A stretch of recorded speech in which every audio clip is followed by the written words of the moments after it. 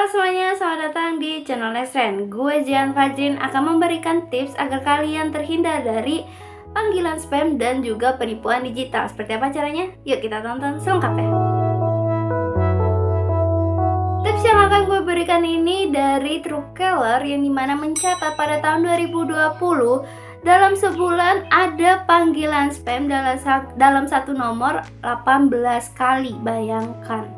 Walaupun emang jumlahnya nggak terlalu banyak, tapi itu udah cukup mengganggu menurut gue. Oke, kita masuk ke tips yang pertama. Jangan pernah membagikan ke siapapun soal informasi keuangan atau informasi yang sensitif yang ada di email atau smartphone kalian. Nah, tips yang kedua ini cukup penting. Jadi kalian kalau misalkan pengen merespon panggilan dan kalian nggak tahu itu nomornya dari, maksudnya nomor siapa gitu, kalian gunain aplikasi Truecaller dan di situ akan dikasih tahu identitas si nomor itu. Misalkan dari home credit pasti akan ada tertulis misalkan dia home credit kayak gitu.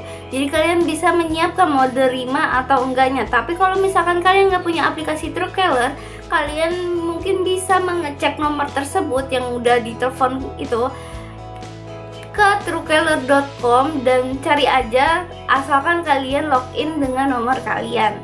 Tips yang kedua ini menurut gue cukup efektif karena misalkan kalian baru sekali ditelepon sama nomor yang gak dikenal ini, terus 2 kali ketemu dia lagi, 3 kali ketemu dia lagi. Nah, kalau misalkan udah berkali-kali dan cukup mengganggu, kalian tinggal klik fitur blokir aja di aplikasi Truecaller. Nah, tips yang ketiga, kalian harus hati-hati dan curiga kalau misalkan ada nomor yang gak dikenal. Ketika kalian angkat, terus minta kayak kode OTP, terus minta PIN kartu debit, terus minta kartu CVV, nomor CVV di kartu debit gitu. Kalian tuh perlu mengetahui identitas si penelpon terlebih dahulu, baru bisa memutuskan kalian akan memberikan informasi yang sensitif tersebut ke orang yang bersangkutan.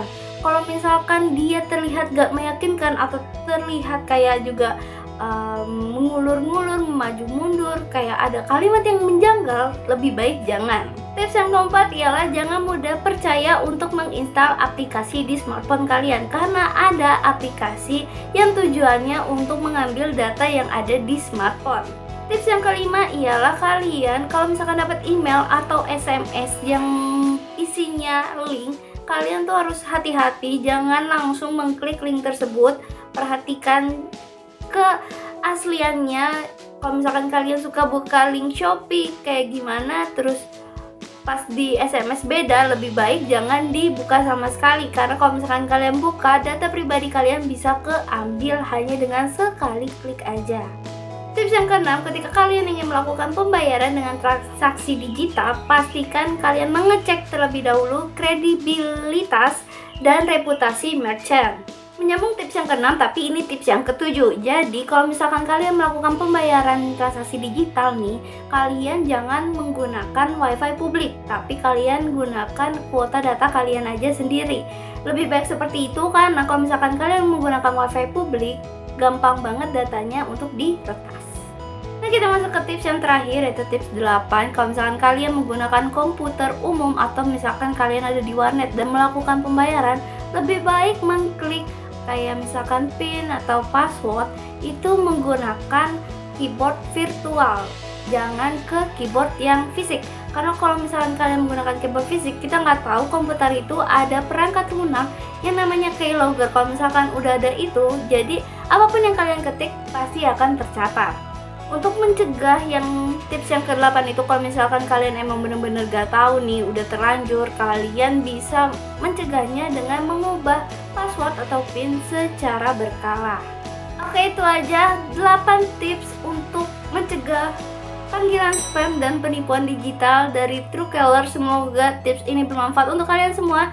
Jangan lupa untuk baca informasi teknologi lainnya di nexttrend.com dan follow sosial media Nexttrend yang ada di kolom deskripsi, subscribe channel Nexttrend, dan nyalain notifikasinya supaya kalian gak ketinggalan video selanjutnya.